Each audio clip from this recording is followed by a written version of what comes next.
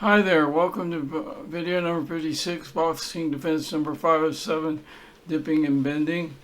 I first want to say you all have a lot of patience with learning boxing defense. As I go through these 7 different procedures, I think you're starting to see that dipping, bending, slipping, parrying, they can all kind of flow into one thing. And that's when you know that you really got your defenses down, is when you're combining. After we present the 7 basic defenses, I'm going to start doing combos so it makes more sense. So defense combos. In this particular case, dipping and bending, you're going to see a lot of things from different boxers about what dipping is, about what bending is. For example, some boxers say that bending should only be done from the waist. Some boxers say bending should be done from the knees. The answer is kind of both depending on the situation that you're in. But we'll get into that more. I just want to give an example of, if you're feeling confused, it's perfectly normal. Trust me, it's perfectly normal. These learning to integrate defenses, especially when you're in the middle of a match and on the fly, is not easy. You might want to look at some of my related boxing defense videos. Number 31, parrying. Number 38, slipping. Number 41, the roll. Number 45, the catching. I'm Oscar, your boxing educator for today, coming to you from Albuquerque, New Mexico in the USA. Target audience for this video is standing adults, including parents of advanced boxing kids. If you like this video, please like and or subscribe at some point. There are people in YouTube, Google land that think boxing should be illegal. By liking and subscribing, we can all send our own knockout boxing support message. I agree, everyone has the right to their own opinion, but they should not force the rest of us to go along and force us to give up things we enjoy like boxing. In boxing, defense techniques traditionally include parrying, slipping, rolling, catching, dipping, bending, blocking, and the step back. Boxing defense that we'll be discussing today, dipping and bending. Dipping and bending are fundamental defense techniques in boxing, often used in conjunction with other movements like slipping and rolling to avoid punches and create counter-punch opportunities. Chapter 1, what is dipping and how is it done? Dipping. It's crucial to bend at the knees, most boxers agree, and not at the waist to maintain balance and avoid becoming vulnerable to uppercuts. I'm presenting 2 videos in here that will show you why this is, because you can get yourself very vulnerable by not bending and dipping correctly. You should only dip enough to get your hands off the punching line, the direct path to the opponent's punch, according to Fight Camp. AKA, don't overdo it. That's been said in many videos about defenses. They say boxing is a game of inches, centimeters sometimes. You don't want to overdo your defenses because that will leave you open to other punches.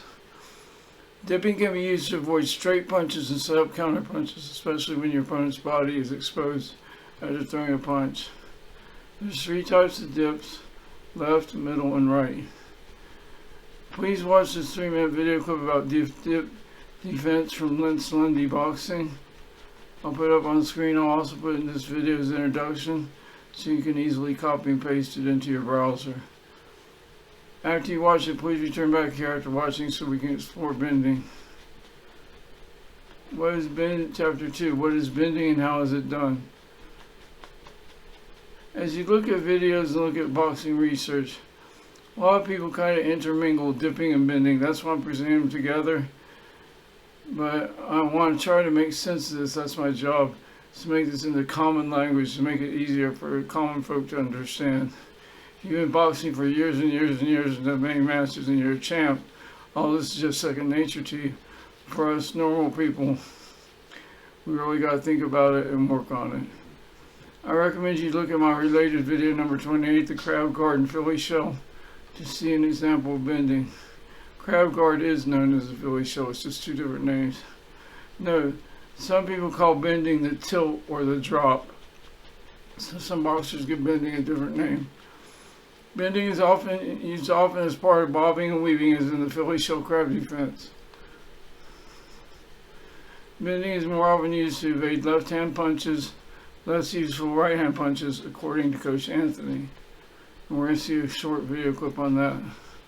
Bending is often used with a slip, see video number 38. for that defense demonstrated. The goal is to move your head out of the line of fire while remaining in a strong position to counterpunch.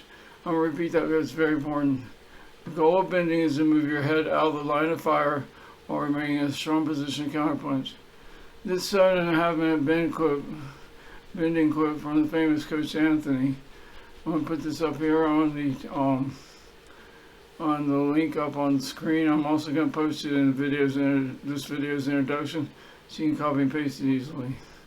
And please, after you watch this, please return back here so we can discuss dipping and bending together. Chapter 3, dipping and bending together equals what? Important considerations. Maintain balance.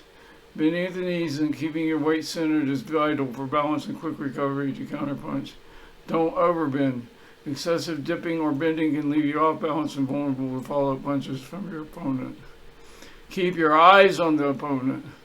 Even when bending, maintain eye contact with your opponent to anticipate their next moves. Practice with a purpose. Integrate dipping and bending into drills and sparring to develop muscle memory and timing. We'll do a separate video on that for drills with dipping and bending. I think that really merits a separate video to practice it thoroughly. Drills to improve dipping and bending. Slip rope drills. Use a rope to practice slipping and weaving beneath it, simulating avoiding punches. Shadow boxing. Practice bobbing, weaving, and dipping during shadow boxing. Visualizing the opponent and reacting to their punches. Wrecking ball bag. I think some people call this also a teardrop bag. Use a wrecking ball bag to practice slipping and rolling under incoming punches. Usually they have these in boxing gyms. They're kind of expensive. They're about $150 bag when I've looked at Amazon. And they're very heavy. Partner drills. Work with a partner to practice slipping and